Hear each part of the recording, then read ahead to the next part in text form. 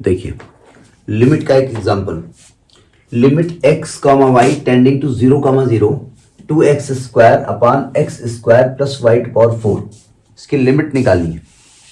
जरा समझने की कोशिश करिए। हमने कहा था लिमिट निकालने का तरीका क्या होता है। अब पहली बात तो ये जो कर्व है ये कोई स्टैंडर्ड कर्व है नहीं कि इसका हम कर्व बना लें।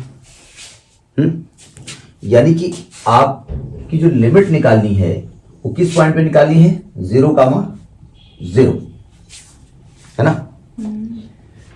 जो वन वेरिएबल की लिमिट थी उसमें हम क्या करते थे, लेफ्ट साइड से उस पॉइंट की तरफ हम अप्रोच करते थे और राइट साइड से उस पॉइंट पे अप्रोच करते थे। अगर दोनों अप्रोच लिमिट की वैल्यू सेम आती थी तो हम कहते थे लिमिट एग्जिस्ट करती है। सही कर रहा हूं मैं। यहां पर कितने रास्ते हैं, इस पॉइंट तक आने के कितने रास्ते हैं, बहुत सारे रास्ते हैं, ठीक है। कुछ नोन रास्ते हैं। हम एक बार क्या करेंगे, अलोंग एक्स एक्सिस इस रास्ते पे आएंगे, अलोंग वाई एक्सिस इस रास्ते पे आएंगे। ये कर्व कुछ भी हो सकता है, ये कर्व किसी भी प्रकार का हो सकता है, हम नहीं जानते किस प्रकार कर्व है, एक सरफेस है, किसी प्रकार का हो सकता है। हमको वो पॉइंट क्लियर है जिस पॉइंट की तरफ हमको आना है, ठीक है। तो हम पहले अलोंग एक्स एक्सिस आने की कोशिश करते हैं, अलोंग वाई एक्सिस आने की कोशिश करते हैं और लिमिट पता चला एग्जिस्ट कर जाएगी, आंसर भी आ जाएगा, ठीक है। लेकिन ये जरूरी नहीं है कि एग्जिस्ट कर रही हो, और भी आपको कर्व ढूंढने पड़ेंगे, ठीक है। तो सबसे पहले हम बात करेंगे first case along x axis, first path जो हम लेके चल रहे हैं along x axis. Concept clear है ना आपका। तो अलोंग एक्स एक्सिस का मतलब क्या हम कहना चाहते हैं, y बराबर 0, नहीं y 0 ही है तो y तो फिक्स हो गया करके। तो इसका तो यहां क्या लिखा जाएगा, यहां लिखा जाएगा लिमिट x टेंडिंग टू 0 और y को 0 पुट कर दो तो 2x into 0 upon x square plus 0। तो अल्टीमेटली वैल्यू क्या आ रही है, 0। क्यों, हाँ 0 भाई ऊपर 0 नीचे नीचे समथिंग आ गया। अभी ये लिमिट नहीं रखेंगे, अब आप कहीं ये लिमिट रखोगे 0.0 आ जाएगा। ये लिमिट बाद में होती है जब फाइनल वैल्यू आ जाती है और x नहीं हटता है। समथिंग इंटू 0 तो ऑलरेडी 0 आ गया ना। दूसरा पाथ, सेकेंड पाथ ये है, वो है along y axis. Y axis के अलोंग हम इस कर्व की तरफ अप्रोच करेंगे, along y axis that is x बराबर 0। तो जब यहां x बराबर 0 करोगे तो यहां लिमिट लिखी जाएगा y tending to 0 2 into 0 into y square upon 0 plus y square, value 0 आ रही है। दोनों पाथ के द्वारा वैल्यू सेम आ रही है ना, इसका मतलब लिमिट एग्जिस्ट कर रही है। ये तो दो रास्ते हैं ना, इस पॉइंट पर पहुंचने के कितने रास्ते हैं, बहुत सारे रास्ते हैं ना। तो एक ऐसा रास्ता चुनो जो कि अननोन रास्ता हो, ये तो आप जानते हैं, हो सकता है लिमिट ना एग्जिस्ट करे। तो हम कर्व कैसा चुनते हैं जरा समझने की कोशिश करिएगा। मतलब एक क्वेश्चन लगाने की अप्रोच, ये रब कर दिया, रब कर देना। अब जो रास्ता हम इसमें चुनेंगे ये रास्ता नहीं चुनेंगे हम। अब एग्जाम में लगा लिया तो क्या करेंगे, काटेंगे नहीं, आप लिखेंगे now we take any other रास्ता, एक रास्ता, other road, other way, road नहीं, सुनिए ध्यान से। आप कुछ y को ऐसा मानो कि इसकी डिग्री सेम हो जाए, ऊपर नीचे की डिग्री सेम करो। x को मानो, y को मानो, क्योंकि y की डिग्री बड़ी है, x की कम है तो x को मानो। तो हम यहां जो रास्ता चुनेंगे तो आप लिखेंगे वी अप्रोच, वी अप्रोच किस तरह होते हैं, APPROACH। अप्रोच किधर की ओर अप्रोच करना है, towards 0,0 along the curve, along the curve. एक ऐसा कर्व मानो जिसमें डिग्री सबकी सेम हो जाए। अब चूंकि y की बड़ी पावर है तो x को ही मानना पड़ेगा। तो अगर मैं x को मान लू यहां पर my square, x is equal to my square मान लो। मतलब मैं एक तरीका बताता हूं क्वेश्चन लगाने का। इस मेथड से जिसमें कि हमको अप्रोच करना होता है अलग अलग रास्ते से, उसमें हम कुछ एक्स वाई को ऐसा मानने की कोशिश करते हैं कि यहां डिग्री सेम हो जाए, ठीक है।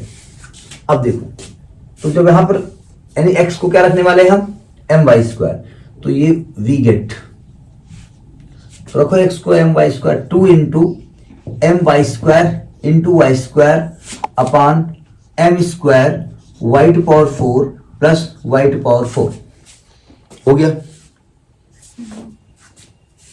और लिमिट यहां पर पहले क्या लिखी थी, x comma Y tending to 0 comma 0। अभी चूंकि y तो इसमें x तो है ही नहीं, तो लिमिट यहां क्या लिखी जाएगी अगले स्टेप में, y टेंडिंग टू 0 आएगा 2m y to power 4 upon y power 4 common m square plus 1। अब यहां उठा के y का मान मत रख देना 0, पहले सॉल्व हो जाएगा ये।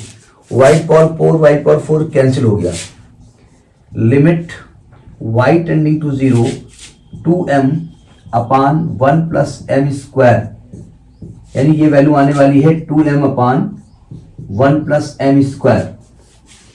क्या ये फिक्स वैल्यू है? It is not a fix value, it depends upon the m, upon the value of m, यानी ये एक फिक्स वैल्यू नहीं आ रही है। तो आप लिखेंगे it is not a fix value, it is not a fixed value, fixed value, it depends upon m, upon the value of m, the values of m। मतलब अगर मैं m को 1 मान लेता हूं, अगर m को 1 लिखता हूं तो it becomes, एक इसकी वैल्यू क्या आ जाएगी 2 अपान 2 बोले तो 1 आ जाएगी वैल्यू, और अगर मैं m को -1 मान लेता हूं तो it becomes -2 अपान, तो यानी कि -1 आ जाएगी।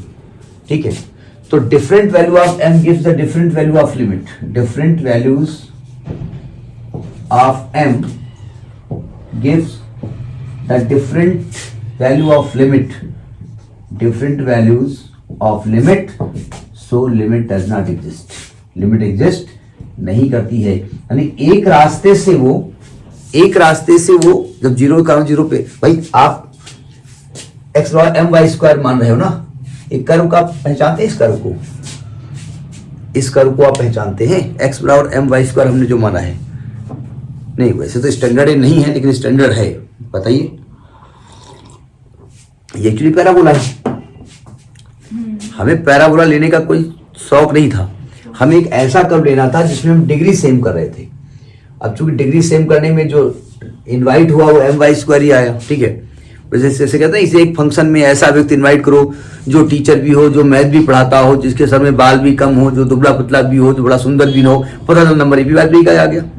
वो बाई चांस की बात है, हमको एक ऐसा इनविटेशन भेजना था कि एम वाई स्क्वायर आ गया। ठीक है, तो हमने देखा कि ये जो एम की वैल्यू चेंज करोगे पैराबोला का शेप बदल जाएगा। भाई पैराबोला का मतलब ये हुआ कि वो ये हो सकता है, ये हो सकता है, ये हो सकता है, नहीं हो सकता है एम की डिफरेंट वैल्यू पे। तो हम एक रास्ते से अप्रोच कर रहे थे, जब एम की वैल्यू 1 थी तो हमको लिमिट कहां पे ले जा रहा था, 1 पे ले जा रहा था, और एक रास्ते से अप्रोच कर रहे तो -1 पे ले जा रहा था। ठीक है, तो यानी कुल मिलाकर के यहाँ लिमिट एग्जिस्ट नहीं करती। तो समझ में आया कि ये लिमिट कैसे निकाली जाती है, मतलब किस प्रकार के कर्व को लेकर के हम उस पॉइंट की तरफ अप्रोच करेंगे। ठीक है, इस समझ में तभी आ रहा होगा जब कॉन्सेप्ट हमने पढ़ा होगा। ठीक है, एक और इसका एग्जांपल देखते हैं। आज लिमिट हम एप्सिलॉन डेल्टा मेथड से और उस पे तो कुछ करा के खत्म कराए करें।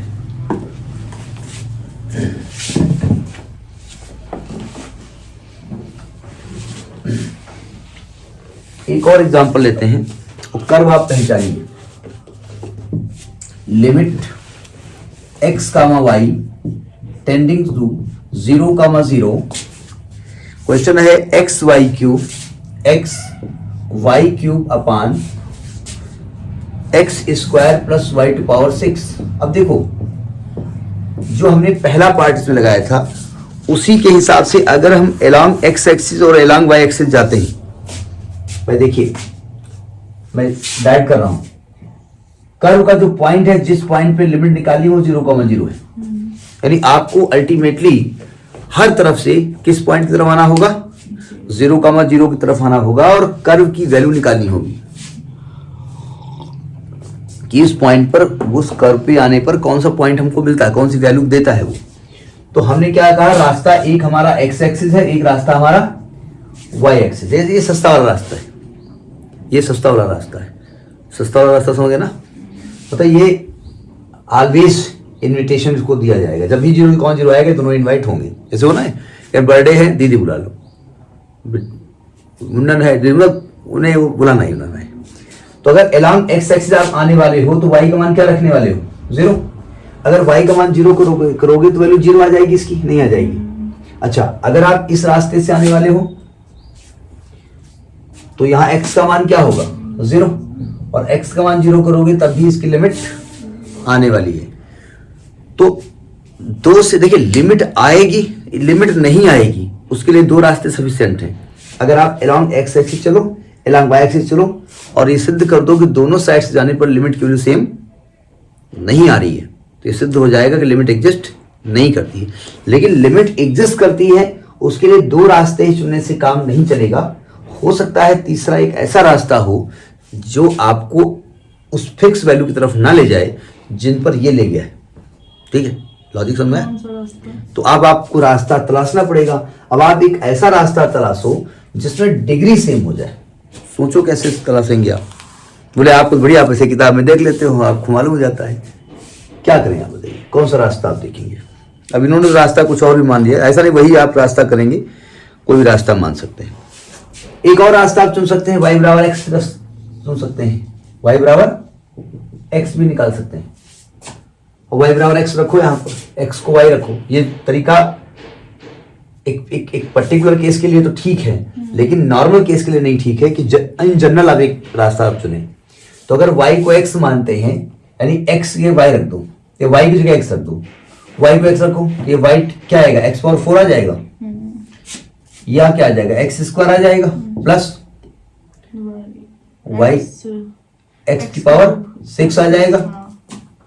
और लिमिट क्या लिखेंगे आप?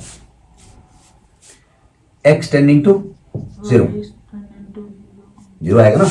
तो limit x tending to 0, x की पावर 4 अपान x स्क्वायर का मान 1 प्लस x की पावर 4, ये x स्क्वायर कट गया, तो यानी आ गया आपका x square upon 1 plus x की power 4, limit x tending to 0। तो अल्टीमेटली वैल्यू इसकी भी क्या आ रही है? 0 आ रही है। ठीक है, यानी इस रास्ते से भी वैल्यू 0 आ रही है। x इज इक्वल टू 0 से भी 0 आ रही है, y इज इक्वल टू 0 से भी 0 आ रही है। जी नहीं, हमको एक जनरल रास्ता चुनना है। तो हमने कहा उसके लिए आप एक कर्व मान लो, अगर उससे भी आ जाएगा तो हम छोड़ देंगे भाई, ठीक है, लिमिट एग्जिस्ट कर रही है, इसके लिए 0 आ रही है। कोई कर्व का इक्वेशन निकालो जिससे डिग्री सेम हो जाए।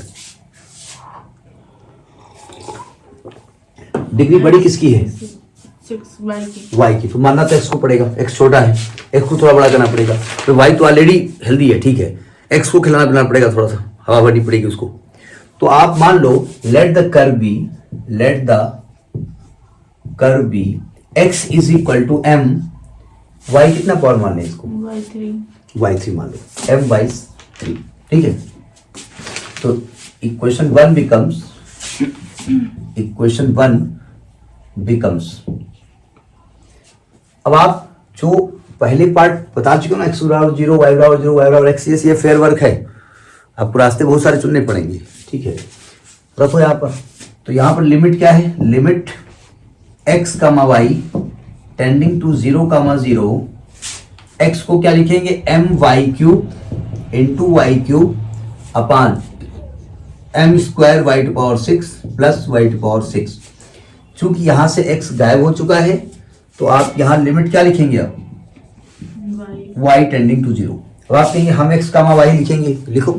तो x ही नहीं तो x डिस्टर्ब थोड़ी कर रहा है आपको।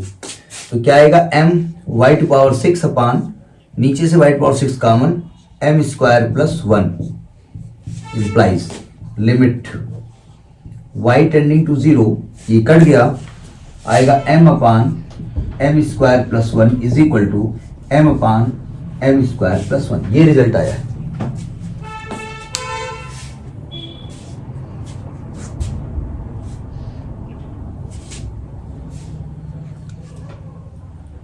एक मिनट, अच्छा ठीक है। अब ये वैल्यू बताइए किस पर डिपेंड कर रही है? m पर डिपेंड कर रही है ना। तो आप लिखेंगे it depends upon 1 m। It is not unique. It is not unique. It gives different values depending upon m. ये m पे डिपेंड कर रही है, ये अलग अलग वैल्यू देगी। अगर m को 1 लिख दोगे तो ये 1/2 आ जाएगा। दैट इज, या फॉर एग्जाम्पल ले लो, एग्जाम्पल अगर m को 1 लिखते हैं तो इसकी जो वैल्यू आएगी वो आएगी 1/2। अगर m को -1 लिखते हैं तो वैल्यू आएगी -1/2। तो इसलिए वैल्यू सेम नहीं है, इसलिए ये लिमिट एग्जिस्ट नहीं करती। So limit does not exist. So limit does not exist. ये एक जनरल तरीका होता है क्वेश्चन को लगाने का, लेकिन इसका मतलब ये कतई नहीं है कि डायरेक्ट x को my क्यूब कर दोगे। आप x बराबर 0 को चेक करोगे, y बराबर 0 को चेक करोगे, y बराबर x को चेक करोगे, मतलब उन सभी लाइंस को, 2-3 लाइंस को चेक करोगे जो उस पॉइंट से होकर जा रही हैं। ठीक है, अब वो तो बाई चांस की बात है, लिमिट 0,0 आ रही है, सबको ओरिजिन पे आप लेके आ रहे हो। अगर पॉइंट यहां कहीं होता तब x बराबर 0 थोड़ी आप लेते, या y बराबर 0 थोड़ी लेते। क्या यहां से x एक्सिस पास हो रही है, यहां से y एक्सिस पास हो रही है, तब थोड़ी कर्व लिया जाएगा ये। तो वो डिपेंड करता है कि वो कर्व क्या होगा। ठीक है, तो ये तरीका है लिमिट को लगाने का। ठीक है, नोट करिए।